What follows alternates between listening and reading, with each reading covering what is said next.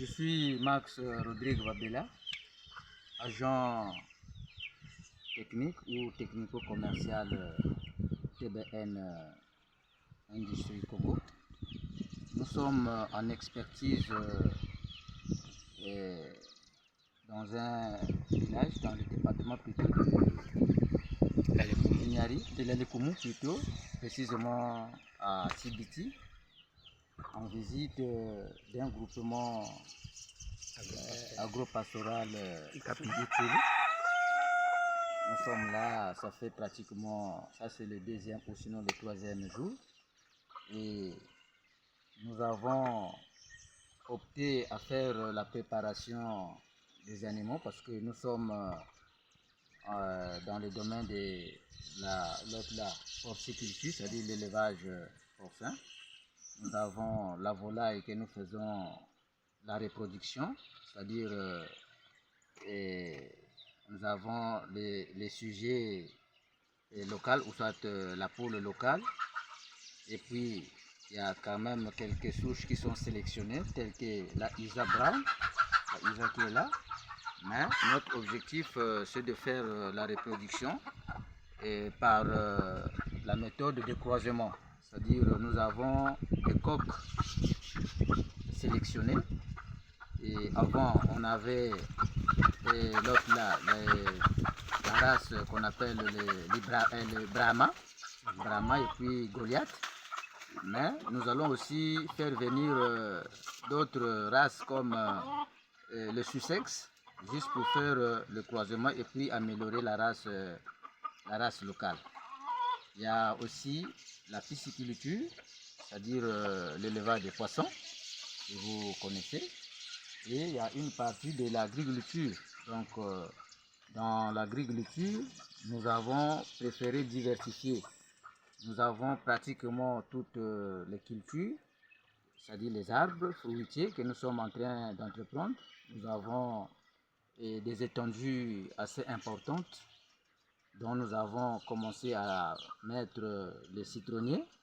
Nous avons même à côté un citronnier qui est quand même assez important parce que c'est par étapes. Il y a déjà les fruits qui sont en maturité, il y a le moyen et puis il y a même la floraison. Donc nous avons cherché au moins des espèces qui peuvent nous donner au moins des fruits à contre-saison, c'est-à-dire à toute période, nous allons toujours produire les citrons. Vous savez que le citron c'est un fruit beaucoup consommé et puis qui a beaucoup de vertus. À part les citronniers, nous avons les safoutiers. Les safoutiers, nous en avons beaucoup. C'est vers l'amont qu'on a commencé et le projet est en train de s'extendre. Entre-temps, il y a déjà une partie qui est en production. L'année passée, nous avons le groupement plutôt a commencé à vendre, à exposer ces fruits. À part les safoutiers, nous avons de l'autre côté les corossoliers plutôt. Et il y a quelques pieds. Voilà, un peu devant là-bas. Là où il y a les coqs blancs, il y a un corossolier qui est déjà à côté. De l'autre côté aussi. Et nous avons aussi en germois, soit en pépinière, nous en avons suffisamment. Nous voulons expérimenter ce fruit parce que c'est un fruit doux et beaucoup consommé. Il y a aussi une bananeraie. Il y a une bananeraie, la bananeraie de l'autre côté. Nous en avons au moins 3 hectares. 3 hectares déjà prêts à Phase de production. en stade de production. À part la bananeraie, nous avons la cananeraie. Il y a aussi une cananeraie. Tout ça, c'est pour que nous ayons au moins suffisamment les conditions pour que nous fassions un bon élevage. Et si vous voyez un peu devant là-bas, nous avons une porcherie. Nous avons commencé localement, c'est-à-dire avec les matériaux locaux. Ça, c'est comme une pépinière, c'est-à-dire nous avons préféré commencer à ce stade-là pour que nous fassions une extension. Donc, si vous voyez plus loin là-bas, nous avons une porcherie déjà fini. Il ne reste que de mettre la toiture et puis mettre les ouvertures, ainsi de suite. Donc là, nous avons une porcherie au moins dont la contenance est de 20 box. 20 box, c'est-à-dire il y a un bâtiment avec un couloir de service et de chaque côté, nous avons au moins une dizaine de box.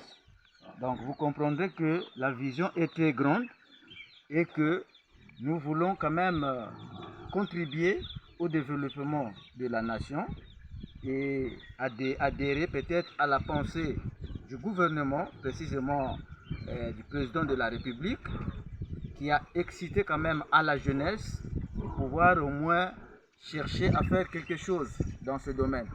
Et c'est ce qui fait que dans toute nation, si les choses peuvent bien marcher, il faudrait que les secteurs agro-pastoral ou sinon l'agriculture et l'élevage soient au moins en équilibre. Si ce domaine n'est pas tellement bien mis en considération, le pays ou sinon la nation a parfois un peu de difficulté. Donc vous voyez, nous avons commencé, mais nous avons la production. Nous avons la production, nous avons des sujets qui sont quand même assez importants. Là, nous avons les réserves, c'est-à-dire les réserves alimentaires, comme un aliment complémentaire ou un aliment divers, la canne à sucre, qui est peut-être prise en remplacement de la mélasse. La mélasse, ce sont les résidus ou les restes qu'on pourra peut-être avoir après extraction du sucre. Donc les sous-produits, des saris par exemple, qui peuvent nous servir à faire un apport alimentaire. Mais ici, nous donnons au moins du frais. C'est-à-dire, nous avons la canne à sucre d'une façon complète, c'est-à-dire avec toutes les constitutions du produit.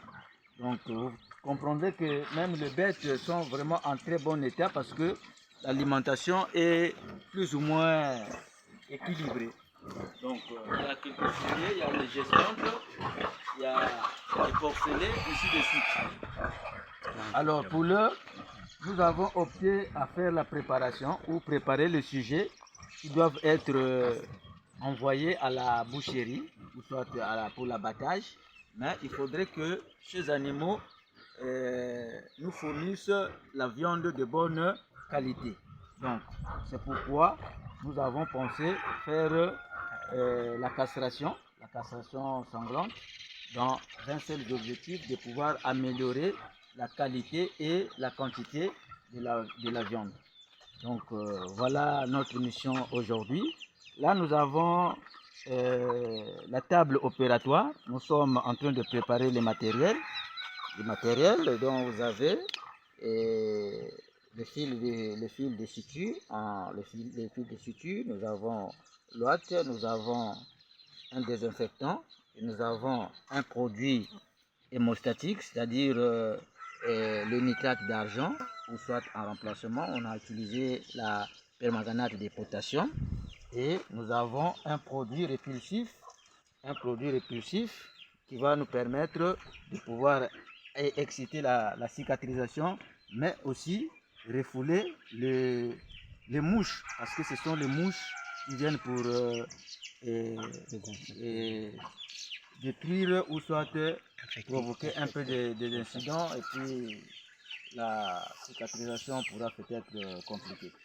Donc nous sommes accompagnés, ça c'est M. Moïse, Monsieur Alphonse plutôt, Monsieur Alphonse, c'est lui qui tient la porcherie, c'est-à-dire c'est le porcher. Et à côté nous avons maman, elle s'intéresse aussi, elle aussi elle va prendre le matériel pour faire la castration parce que elle est quand même formée et elle a l'habitude de le faire. Mais aujourd'hui c'est TBL qui est venu juste pour un échange d'expérience. Donc nous allons d'abord faire et puis nous allons donner aussi aux autres de pouvoir faire. Et réellement, je suis en train de louer ces initiatives.